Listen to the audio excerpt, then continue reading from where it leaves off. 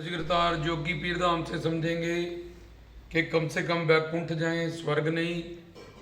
कई लोग लिख देते हैं अपने माता पिता के गुजरने के बाद या कई रिश्तेदारों के गुजरने के बाद कि उनका स्वर्गवास हो गया।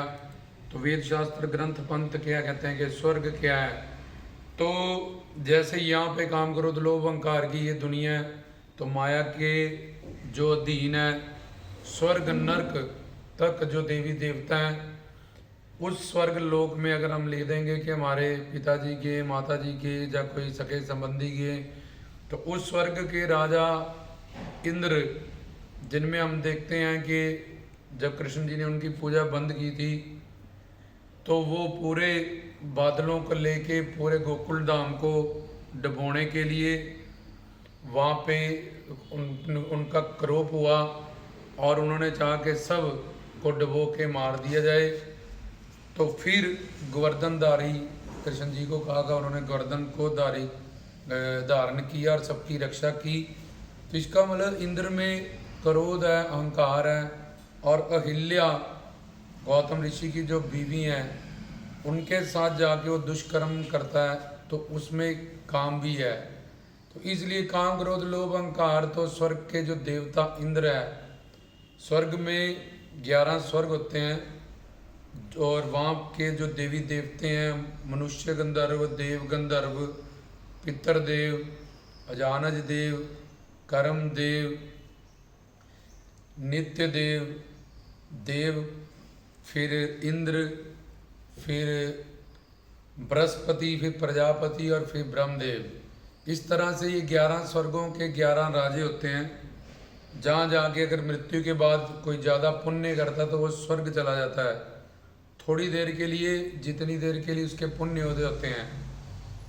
जब पुण्य उसके खत्म हो जाते, क्योंकि स्वर्ग में किए जाने वाले कर्मों का फल नहीं मिलता, वहाँ हम प्लस नहीं कर सकते, तो उतना पुण्य भोगने के बाद फिर हमें नरक में डाल दिया जाता है और फिर 84 लाख योनियों में कुकर शुकर कीट पतंगा में हम घूमते हैं। तो स्वर्ग जाना भी वहाँ अगेन, जैसे यहाँ काम क्रोध लोभ अहंकार की दुनिया, नरक जाना ही होता है। तो आदि शक्ति लोग, शिव लोग, बैकुंठ धाम, गणेश लोग, सूर्य लोग, परव्यूम लोग, अलख लोग, नामी लोग, कया लोग, गो लोग, ये सारे लोग काल माया की पकड़ से बाहर हैं। तो कम से कम अपने गुरु से ज्ञान पाके हमें बैकुंठ धाम पहुंचना पड़ेगा, नहीं तो जन्म मरण में ही हम फंसे रहेंगे। जिस धरती पे बैठे हैं भूर भव स्वाहा महा जना तपा सता, ये 7 लोग ऊपर हैं, इसमें 11 स्वर्ग रहते हैं। उसके बाद फिर परव्यूम दुनिया, परमात्मा के लोगों की परव्यूम दुनिया, जहाँ विष्णु जी के कश्यप अवतार, मत्स्य अवतार, वराह अवतार, ये 24 अवतार हुए। ध्रुव लोक, आदिशक्ति, दुर्गा लोक, बैकुंठ धाम, शिव लोक।